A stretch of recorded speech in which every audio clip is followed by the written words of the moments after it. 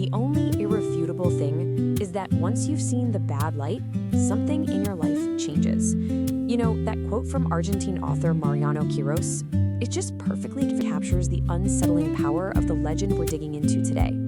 It's this idea that some phenomena, when you see them with your own eyes, leave a permanent mark. So let's get into exactly what it is.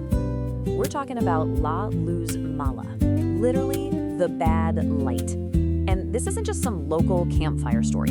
It's one of the most persistent and frankly strangest legends in Argentina, and really all of South America. So here's our game plan. First, what exactly is this phantom light? Then we'll dive into the folklore, the souls and treasure. After that, a real field report of an encounter. We'll look at the science, gases and illusions. And finally, we'll ask the big question, why does this light endure? All right, section 1, Argentina's phantom light. So first things first, what are we actually talking about when we say La Luz Mala? At its core, La Luz Mala is this mysterious, brilliant light. It just appears at night, floating a little bit off the ground, always in these rural, empty areas of Argentina and Uruguay. And here's the thing, it's unpredictable.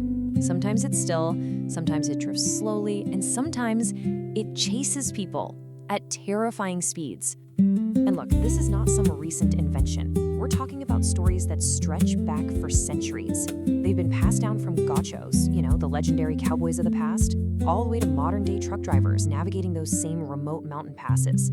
It's truly a living piece of folklore, built on one eyewitness account after another. Okay, so that brings us to the folklore, the souls and the treasure. When people saw these lights, what did they think they were seeing? How did they try to explain it? Well, the beliefs are all over the map, and they're fascinating. A big one is that the lights are almas en pena, souls in pain, specifically the souls of the unbaptized who are now trapped between worlds. Some call it faro de mandinga, or the devil's lantern, meant to lure you to your doom. And then there's a really popular belief, especially up in the Northwest, that the light is a guardian, marking the spot of buried indigenous treasure protected by the ghost of its owner. It could be a warning, or it could be something much, much worse. So how did you defend yourself? I mean, this really shows you how seriously people took it. The first line of defense was, of course, to recite a prayer. But there's also this very specific, almost ritualistic defense, to bite the sheath of your knife. And if you absolutely had to confront it, the stories say firearms are totally useless. Only a blade can do the job. All right, let's pivot. We're moving from the old folklore to a documented modern-day encounter. And this, for me, is where the story gets really compelling. We're talking about an anthropologist, someone trained in observation who had an experience in Esta, Argentina, that just left him stumped. And the setting is perfect. This all happened in the Pampa del Leoncito, a place notorious for Luz Mala sightings. Just picture it. A vast, flat, dry clay bed. It's an eerie, almost otherworldly landscape, the perfect stage for something strange to happen. So here's how it went down. First, they see a light in the distance. The logical explanation, car headlights, right? But then the light just detaches from the ground. It starts moving fast, and it appears to be following their tracks.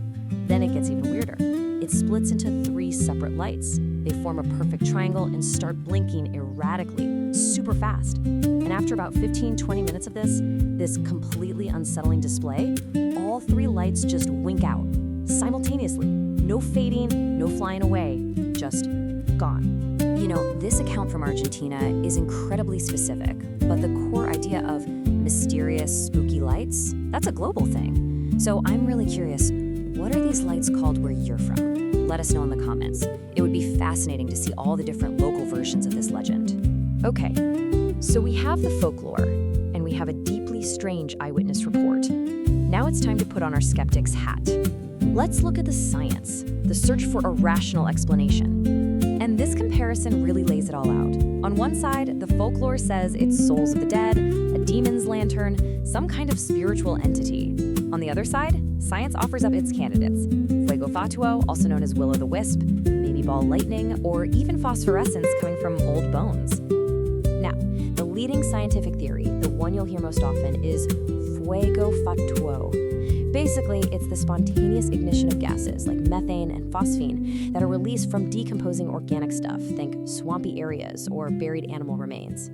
These gases hit the air and poof, they can ignite on their own, creating this eerie, floating flame. But here's the million-dollar question. While science can explain a random flickering light, can it explain the movement? Can it explain the pursuit? The apparent intelligence? A ball of swamp gas doesn't split into 3, form a perfect triangle, and then follow you. See, that's where the simple explanation starts to fall apart. And that leads us to our final section, why the light endures. In our modern scientific age, why is this mystery still so alive? Maybe we've been looking at it all wrong. What if the legend isn't just a story? What if it's actually an attempt to process a reality that is truly strange and, for now, inexplicable? The reason the legend persists is simple, because the experience is real. People are still seeing it. Think about that anthropologist. He was a skeptic. He ran through every possible explanation, cars, police, other people, and came up empty. He was left with nothing.